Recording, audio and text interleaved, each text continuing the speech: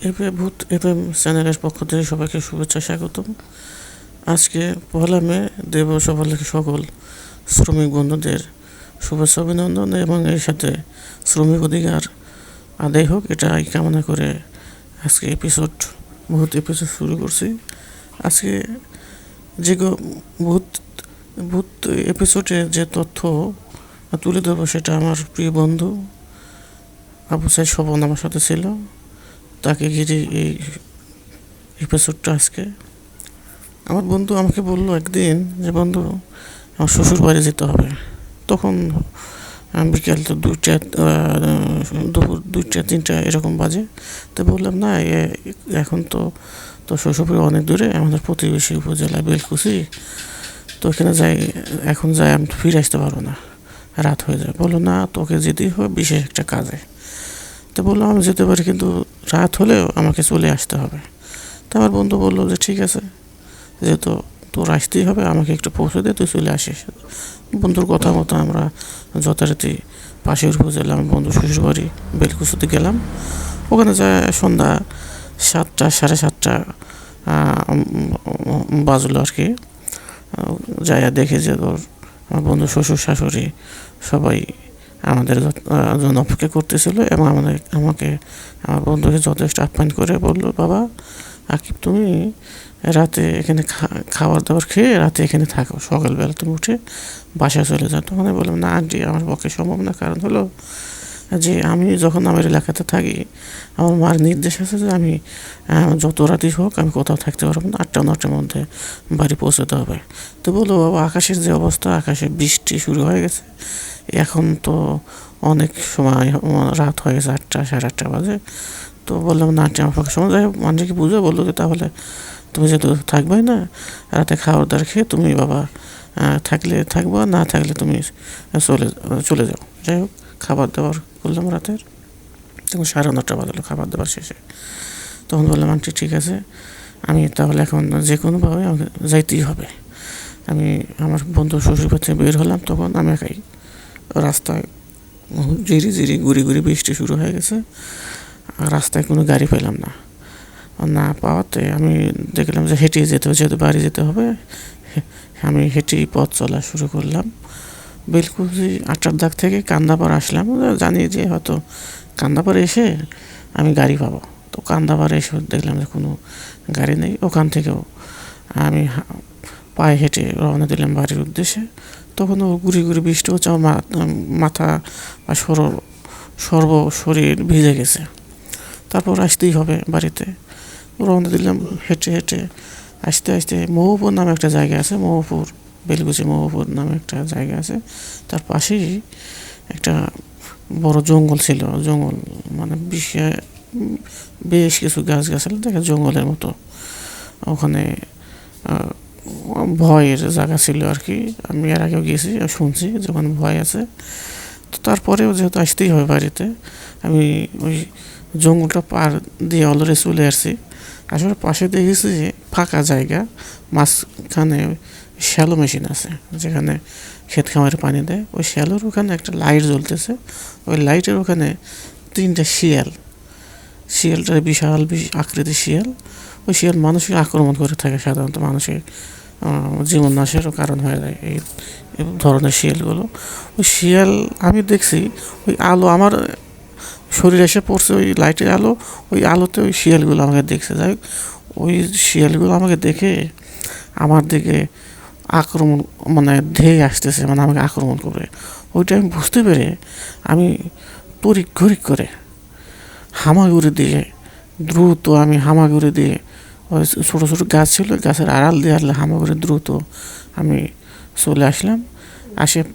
পিছনের দিকে তাকায় দেখি আমি আসলাম পশ্চিম দিকে, আর শিয়ালগুলো রাস্তা ভুল করে আমাকে ট্রেস করতে না পেরে ওরা পূর্ব দিকে দৌড়ে যাচ্ছে, আমি পশ্চিম দিকে কোনো মতো জীবন বাঁচিয়ে চলে আসলাম। আসার পরে এই পাশেই আছে সগুনা নামে একটা জায়গা আছে, সগুনা।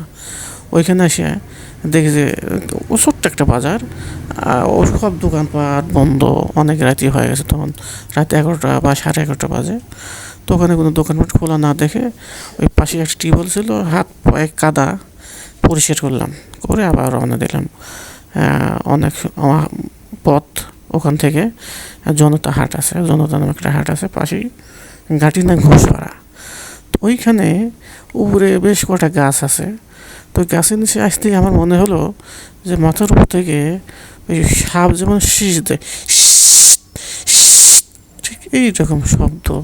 আমি ভয়ে উপর দিকে না তাকিয়ে দূরের সাথে ওখান থেকে হেঁটে চলে আসলাম। আর মনে মনে ভাবতেছি মাঝে মধ্যে আমি এই কেমন যেন একটা ভয়ঙ্কর পরিস্থিতির মধ্যে পড়ে যাচ্ছি।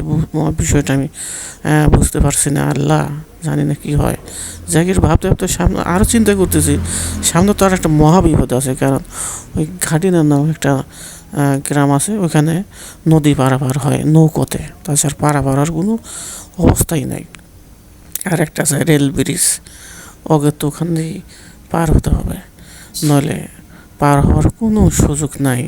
খুব ভয়ের ব্যাপার ওখানে। যাই হোক, আমি ভাবতে ভাবতে আসতেছি, আসতে ওই নদী পাড়ে এসে দেখি যে আসলে যে কথা সেই কাজ। ওই খেয়া নৌকাটা নাই, সবাই ওই পাশেই ওই নৌকাটা তালাবদ্ধ করে যারা খেয়া মাঝিরা হয়তো ঘুমিয়ে পড়ছে, তো বাসায় চলে গেছে। আমি অনেক ডাকাডাকি করলাম, ডাকাডাকি করার পরেও তারা জাগ্রত হতে পারল, মানে তাদের জাগাতে পারলাম না, অত বাড়ি চলে গেছে এরকম। তখন আমি চিন্তা করলাম যে আমাকে তো বাড়ি যেতেই হবে। এদিকে বৃষ্টি, বিদ্যুৎ চমকাচ্ছে, বৃষ্টি মাথার উপর ভিজে যাচ্ছে। একবার চিন্তা করলাম যে এই নদী সাঁতার কেটে আমি ওপার চলে যাব, সাঁতার কেটে নদী পার হবো। তারপর দেখলাম জানি না, এখানে তো অনেক ভয় আছে। এই ঘাটনি ব্রিজ খুব নাম করা একটা ভয়ঙ্কর জায়গা। এখানে অনেকেই জানে যে এখানে খুব ভয়ের আছে, কারণ মাঝে মধ্যে ওখানে মানুষ ট্রেনে কাটা বা অন্য জায়গা থেকে খুন বা হত্যা করে এখানে এসে লাশ রেখে যায়। এরকম ভয়ঙ্কর একটা জায়গা, ওখানে সাধারণত কেউ যায় না রাতের বেলাতে। তো পর্যন্ত না পাই দেখলাম যেহেতু বাড়ি যেতেই হবে, খেয়া নৌকা যেহেতু নাই, তখন আমি পাশ দিয়ে রাস্তা আছে ব্রিজে ওঠার, আমি হাঁটতে হাঁটতে চলে গেলাম ব্রিজের কাছে। ব্রিজটা বেশ উঁচু। ওইখানে একবার উপর দিকে উঠি, আবার মনে চায় যে না উঠবো না, এরকম দোমানা পড়ে গেলাম। তারপরে দেখলাম যে রাত তো প্রায় 1টার মতো বাজে, প্রায় 12টা 1টা এরকম বাজে। তা আমাকে তো যেতেই হবে। আমি বাধ্য হয়ে ওই ব্রিজের উপর উঠলাম। উঠে, ব্রিজটা তো বিশাল ব্রিজ, পার হতে হয় নদীর উপর দিয়ে, যেহেতু বিশাল নদী, নদীর উপর দিয়ে ব্রিজ, রেল ব্রিজটা অনেক সময় পার হতেই লাগে। তো আমার আগে থেকে অভ্যাস ছিল এই রেল ব্রিজ পারাপারের। যাই হোক, আমি ব্রিজে উঠলাম। উঠে এক পা ফেলি, আবার ভাবি যে না যাব কি যাব না, এরকম বামান্তরে পড়ে গেলাম। তারপরে যেত মনোবল নিয়ে ব্রিজের উপর দিয়ে রওনা দিলাম ঠিকই, কিন্তু অনেক ভয় কাজ করতেছে ভিতরে, অনেকটাই ভয় কাজ করতেছে ভিতরে।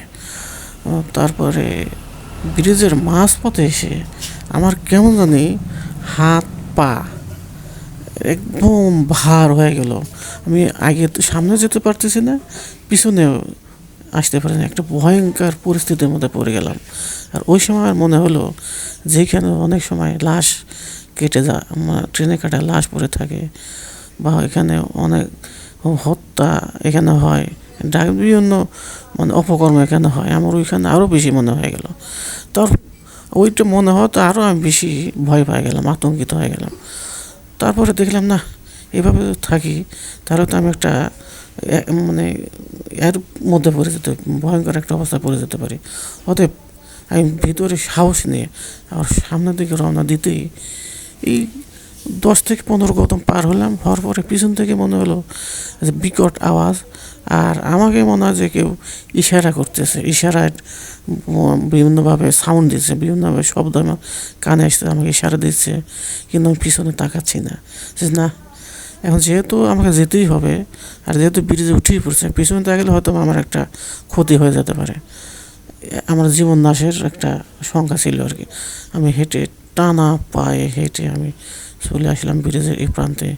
এসে পিছনে যে তাকা দেখেছি, আসলে কিছুই নেই, কিন্তু কেমন যে শব্দ হয়, মাঝে মাঝে কেমন যে শব্দ হয়।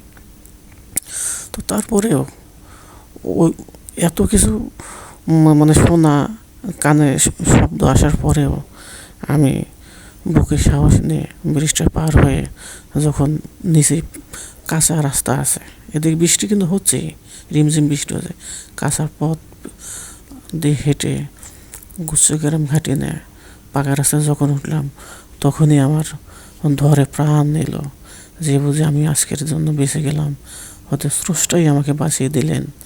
আমার ভিতরে শুধু স্রষ্টার মানে গুণগানই গাইতে ইচ্ছে হলো, যে হায় মালিক, তুমি আমাকে বাঁচালে। তা যে এরকম অবস্থা, রাস্তা তিনটা, আর তুমি যদি চাইতে তাহলে আমি যে কোনো একটা জায়গায় মারা পড়তাম। তা যাই হোক, এই গ্যাটনি ব্রিজ নিয়ে অনেক মানুষের অনেক মন্তব্য আছে, এটা ভয়ঙ্কর একটা জায়গা। আমি 12টা একটা সময় আল্লাহ আমাকে পার করে নিয়ে আসে, তাছাড়া আমি আসতে পারতাম না। এবং সেই রাতে এসে আমি বাড়িতে ঘুমিয়ে সকালে চেতন পেলাম আর বললাম, আল্লাহ তুমি আমাকে এখান থেকে রক্ষা করেছো মালিক, আর তাছাড়া রক্ষাই পেতাম না। ওই দিন বা ওই রাতের কথা এখন আমার মনে হয় যে ভয়ঙ্কর একটা রাত আমি পার করে এসেছি, যেটা আমার জীবনে একটা স্মরণীয় হয়ে থাকবে। এখন আমি ঘাটনি ব্রিজের ওদিকে গেলে সেই রাতের কথা মনে হয়, যেখান দিয়ে তো একদিন আমি রাতের অন্ধকারে পরিস্থিতির শিকারে ভয় উপেক্ষা করে আমি বাড়িতে যেতেই হতো, তাই বাড়িতে গিয়েছিলাম ব্রিজের উপর দিয়ে।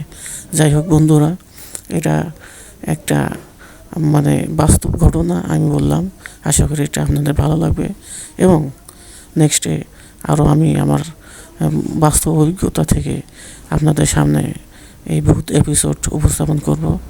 ধন্যবাদ, আজকের মতো এখানেই। ধন্যবাদ সবাইকে।